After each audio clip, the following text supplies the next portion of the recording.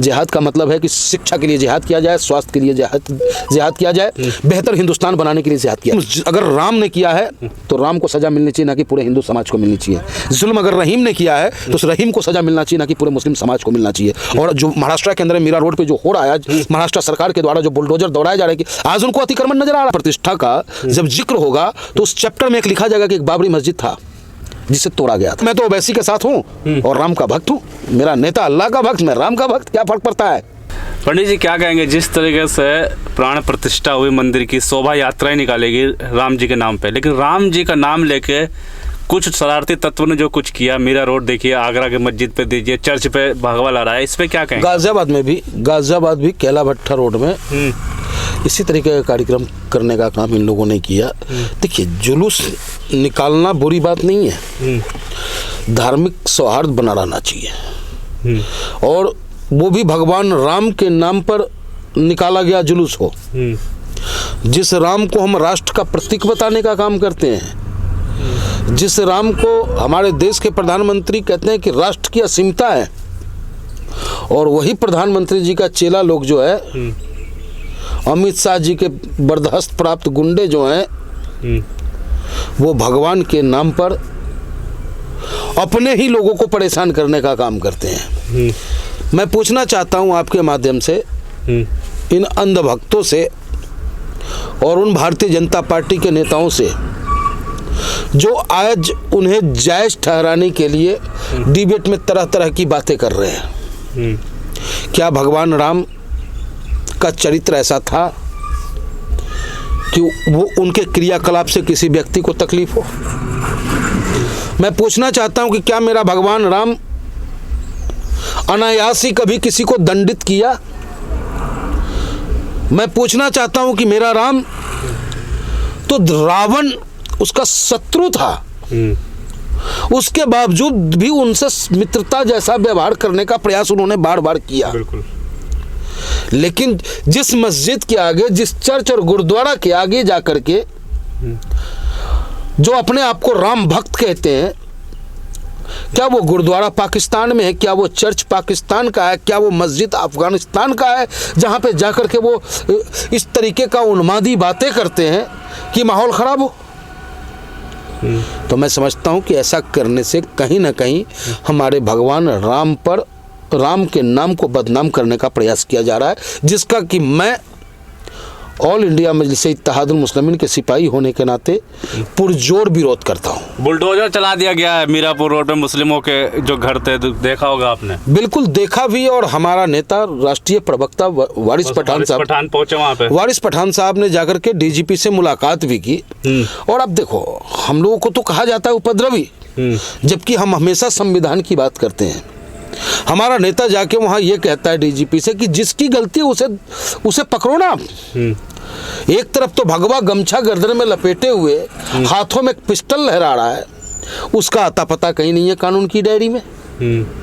और एक तरफ उन गरीब झोपड़पट्टियों पे बुलडोजर फेरा जा रहा है, जिसका उस झगड़े से कोई लेना देना नहीं है। अरे जो दोषी है, चाहे वो हिंदू है या मुसलमान है, बिल्कुल, अगर मुसलमान ने गलती की है तो जिसने की है उसका नाम होगा ना। क्या ना पत्थरबाजी कर रही है, थूक रहे थे शोभा यात्रा पे। देखिए, जब क्रिया होती है तो प्रतिक्रिया होती है। अगर आप मुझे सम्मान की दृष्टि से देखोगे तो मैं भी आपको सम्मान की दृष्टि से देखूंगा, नहीं तो अगर आप हमें अपमानित करने का प्रयास करोगे तो ये आप उम्मीद कैसे करते हो कि आईना आपको वही चेहरा नहीं दिखाएगा?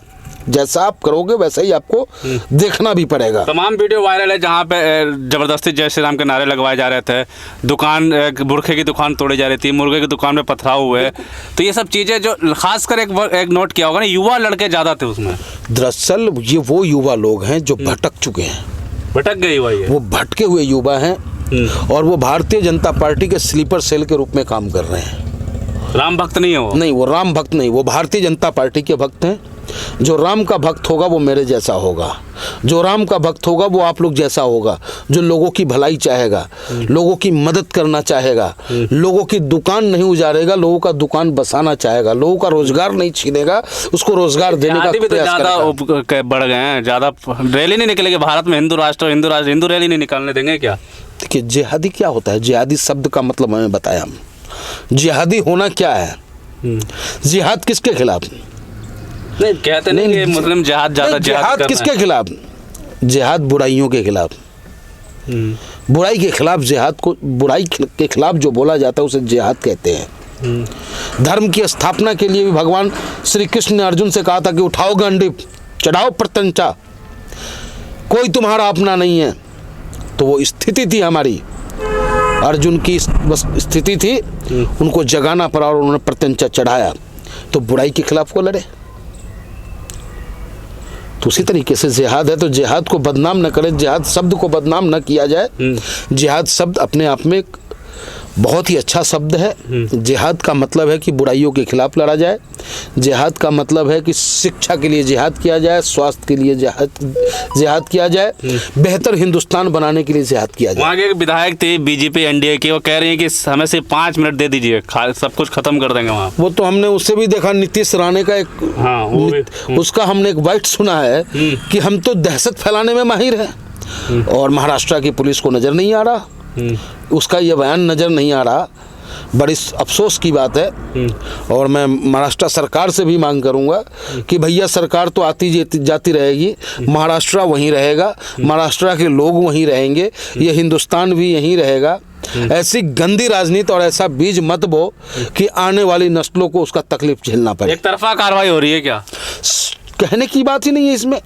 बताओ, क्या नीतीश राणे को गिरफ्तार किया गया? वो जो बोला उसने, जो बयानबाजी की है, जो लड़का पिस्टल लहरा रहा था, क्या उसके खिलाफ कार्रवाई हुई? कुछ चीज़ें तो सोशल मीडिया के माध्यम से आप तक पहुंच पाता है, नहीं तो जो सरकार के लोगों तक पहुंचता, चाहे वो सरकार के संरक्षण में चल रहे गुंडे हो या पुलिस हो, वो उस सबूतों को नष्ट करने का काम करते हैं। और एक तरफा कार्रवाई जो महाराष्ट्र के अंदर में हो रहा है, मीरा रोड पे हो रहा है, उसका ऑल इंडिया मजलिस-ए-इत्तेहादुल मुस्लिमीन पुरजोर विरोध करता है और सरकार से मांग करता है कि ये सरकार संविधान से चलेगा, तुम्हारे नारों से नहीं चलेगा। ये सरकार जो है सबके लिए बराबर का हक रखता है। जुल्म अगर राम ने किया है तो राम को सजा मिलनी चाहिए, ना कि पूरे हिंदू समाज को मिलनी चाहिए। जुल्म अगर रहीम ने किया है तो उस रहीम को सजा मिलना चाहिए, ना कि पूरे मुस्लिम समाज को मिलना चाहिए। और जो महाराष्ट्र के अंदर मीरा रोड पे जो हो रहा है आज, महाराष्ट्र सरकार के द्वारा जो बुलडोजर दौड़ाए जा रहे हैं, कि आज उनको अतिक्रमण नजर आ रहा है। क्या दंगाइयों को कस दिया है, पैच कर दिया। आज उनको अतिक्रमण नजर आ रहा है, आज मीरा रोड बसा है, आज महाराष्ट्र बनी है, तो दंगाइयों को टाइट कर दिया पैच।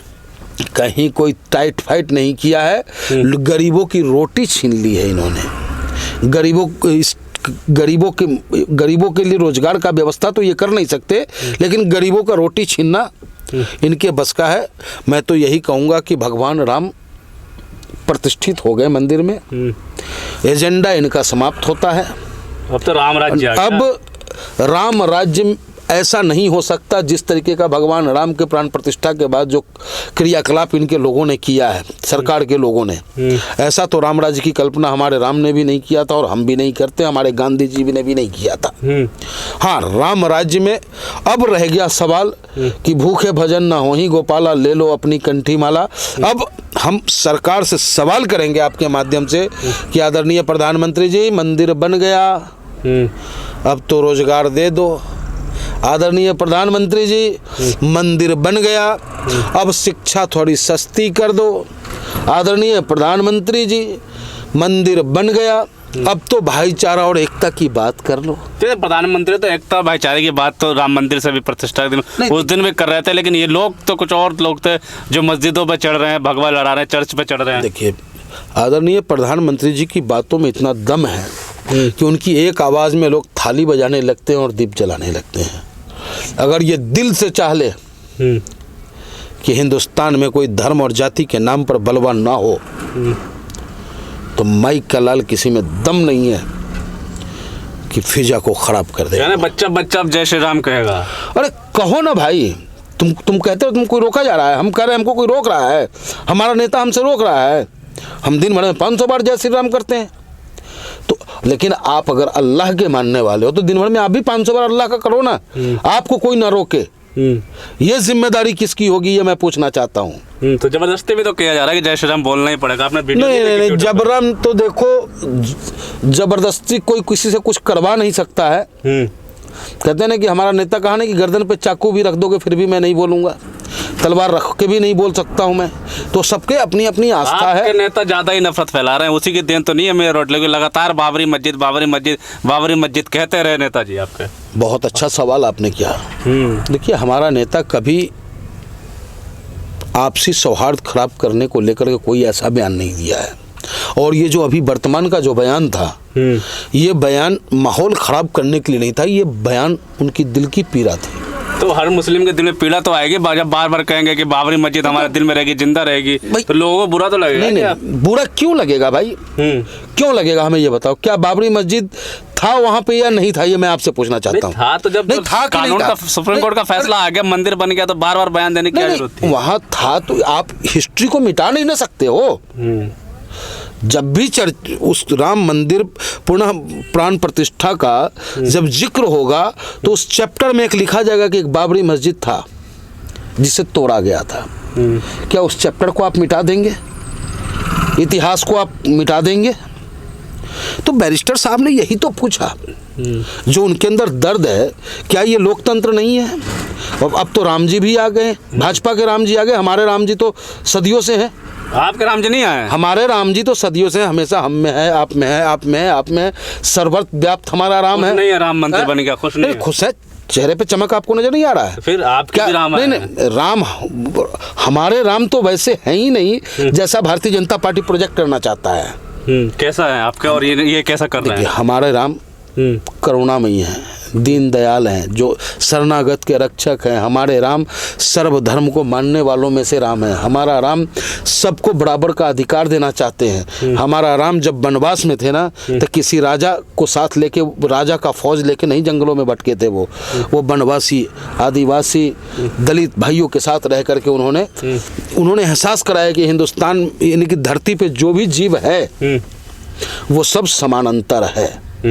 लेकिन इन्होंने एहसास कराया कि जो मेरे साथ चलेगा वही असली राम का भक्त है। इसका मैं विरोधी हूँ। इसका विरोध करते हैं? इसका मैं विरोध करता हूँ, क्योंकि मैं तो ओवैसी के साथ हूँ और राम का भक्त हूँ। मेरा नेता अल्लाह का भक्त, मैं राम का भक्त, क्या फर्क पड़ता है? और हम दोनों का मकसद एक ही है कि देश में अमन चैन हो, देश हमारा मजबूत हो, हर चेहरे पे मुस्कान हो, गरीबों को ताकत मिले, गरीब के बच्चों को शिक्षा मिले। इस सोच के साथ मेरा नेता अल्लाह के दरबार में जाकर इबादत करता है और हम राम के दरबार में जाकर के हम पूजा करते हैं। राम के नाम पे हिंसा कौन फैला रहा है? अंधभक्त, जिनको वोट की सिर्फ भगवान राम के नाम पर वोट लेना है, वो लोग ऐसा काम करते हैं। और जिनको राम के नाम पर सहिष्णुता चाहिए, राम के नाम पर हर चेहरे में उनको राम नजर आ जाए, तो वो राम मेरा है, उस राम की मैं पूजा करता हूँ। शोभा यात्रा पे थूक दे, कुछ नहीं कहेंगे? शोभा यात्रा पे यूं ही कोई थूक देगा? कैसे, आपने देखा कहीं थूकता हुआ? नहीं, कह रहे हैं ना वहाँ पे, कह दिया नेशनल मीडिया में चल रहा है। नहीं, अगर अच्छा नेशनल मीडिया है वो या गोदी मीडिया है? नेशनल मीडिया आप हो कि आप जमीन से उठा करके सवाल को पूछने का काम करते हो। आज आप हिंदुस्तान में घर का सर्वे कर ले, लोगों ने चैनल अपना बंद करवा दिया है, क्योंकि झूठ परोसने के अलावा इनके पास कोई काम नहीं है। तो ये 24 में जिस तरह से राम मंदिर का उद्घाटन, प्राण प्रतिष्ठा हो गया, अब 24 में लग रहा है कि पूरा देश भगवामय हो गया, राम राम हो गया। अब मोदी जी को हराने वाला अब कोई है नहीं। देखिए, मोदी जी हारेंगे जरूर और हराएगी जनता। तो जनता तो राम में हो गई। तो राम में तो कल भी था। क्या कल से यानी कि 22 तारीख से पहले जब कोई हमारा पूर्वज मरा होगा तो क्या राम नाम सत्य है, सबका यही गत्य है नारा लगा होगा? नहीं लगा होगा। क्या समाजवादी पार्टी के आदरणीय नेताजी जी मुलायम सिंह यादव जी का देहांत हुआ तो क्या उनके साथ राम नाम सत्य का नारा नहीं लगा होगा? क्या काशी राम जी जब गए तो राम नाम सत्य का नारा नहीं लगा? क्या राम जयप्रकाश नारायण जी गए, राम नाम सत्य का नारा नहीं लगा? राम मनोहर लोहिया गए, राम नाम सत्य का नारा नहीं लगा? तो राम तो हमेशा से रहा है, राम का नाम तो सबने लिया। लेकिन आप बताओ, क्या राम मनोहर लोहिया कभी आएंगे इनके पास? राम मनोहर लोहिया का आइडियोलॉजी पे ये चल सकते हैं? कर्पूरी ठाकुर के आइडियोलॉजी पे चल सकते हैं ये? तो बहुत सारी बातें हैं। तो जो राम मनोहर लोहिया का राम है वो मेरा राम, जो कर्पूरी ठाकुर का राम है वो मेरा राम, जो जयप्रकाश नारायण जी का राम था वो मेरा राम। मोदी जी का राम अलग राम, अलग राम है। मोदी अलग राम है। मोदी जी का राम है वोट लेने का काम, वोट लेने का काम। जनता तो राम खुश है राम, ना। राम राम, मुख में छुरी बगल में राम, जय सिया राम, जय सिया राम। जनता खुश है मोदी जी से। जनता तो हमेशा से खुश दिवाली रहा है। नहीं देखी अपने पूरे भारत में कैसे दिवाली मनाई गई? वो आस्था का विषय है। आस्था को आप वोट में क्यों कन्वर्ट करते हो? जब आस्था की बात है वहाँ तो आस्था होगी। अब मान लीजिए हमारे हिंदुस्तान का मुसलमान आज फिलिस्तीन में मस्जिद अक्सा को लेकर के आवाज़ उठाता है कि नहीं उठाता है? क्या मतलब है, यहाँ का कितना % मुसलमान जाएगा मस्जिद अक्सा? 1% भी नहीं। 1% भी नहीं जाएगा। तो ये तो हिंदुस्तान है। अगर हिंदुस्तान का हिंदू राम के नाम पे ताली अगर बजा दिया तो इसका मतलब वो भारतीय जनता पार्टी का वोटर हो गया? नहीं, वो अपने राम के लिए वो काम किया है, राम के नाम के लिए उसने काम किया है। लेकिन सरकार को वोट देगा उसके द्वारा किए गए क्रियाकलाप से, उसके काम से। और काम इसने क्या दिया ये हमें बता दीजिए। काम नहीं किया। काम क्या किया है हमें बताइए ना। कोई ऐसा फिर वही मंदिर बना दी। मंदिर जनता के पैसे से बना, हाँ, लेकिन TRP लेने में माहिर आदमी।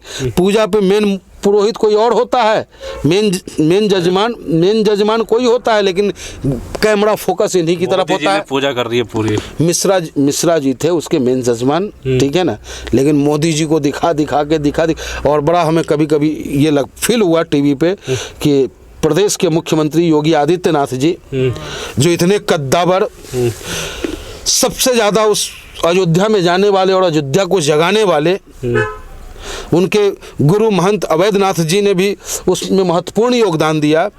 लेकिन उनको कैमरे में जो है हमेशा बार बार पीछे रखा गया। इसकी मुझे पीड़ा है, क्योंकि हमारे उत्तर प्रदेश का मामला था। उत्तर कुछ भी है, विपक्ष में हम उनकी राजनीति, हमारा उनका राजनीति हो सकता है, लेकिन कैमरा में बराबर का फोकस होना चाहिए था योगी आदित्यनाथ जी का। लाचार नजर आया आपको? लाचार तो हम नहीं कह सकते हैं उनको, क्योंकि मुख्यमंत्री हैं हमारे प्रदेश का अपमान हो जाएगा। लेकिन जिस तरीके से कैमरा ने जो दुर्व्यवहार किया है उसकी पीड़ा मुझे है। तो पूजा भी तो मोदी जी ने करी, तो मोदी जी ने भी तो यज्ञ किया है, योगी आदित्यनाथ भी योगी है, तो वो भी पूजा कर सकता है क्यों नहीं? देखिए, पूजा क्यों नहीं कर सकते हैं वो? पूजा सब लोग करता है, करना चाहिए, हम लोग भी करते हैं। हमारे घर तो कभी मीडिया नहीं आई कि देखिए ऑल इंडिया मजलिस इत्तेहादुल मुस्लिमीन का जो पंडित है वो पूजा करता है कि नहीं करता है। जो राम के नाम पे वोट लेने की प्रयास कर रहा है उसका पूरा फोकस टाइट है। तो योगी जी के लिए दुख है आपको? योगी जी के लिए हमें दुख है कि योगी जी की तरफ कैमरा होना चाहिए था, क्योंकि हमारे उत्तर प्रदेश का मामला था। अरे भगवान राम हमारे उत्तर प्रदेश में जन्म लिए, मंदिर हमारे उत्तर प्रदेश में बनता है, सारा आयोजक संयोजक कैसे क्या होगा सारा सिस्टम बनाने वाले वो, लेकिन हमारे योगी जी को कैमरा से दूर रखा गया। इस बात की पीड़ा मुझे है। हिंदू हृदय सम्राट भी योगी जी। अब देखिए वो किसके किसके हृदय में सम्राट है वो तो वो जाने, लेकिन हम उत्तर प्रदेश के नागरिक होने के नाते इतना पीड़ा जो मेरा है वो मैंने आपसे कह दिया।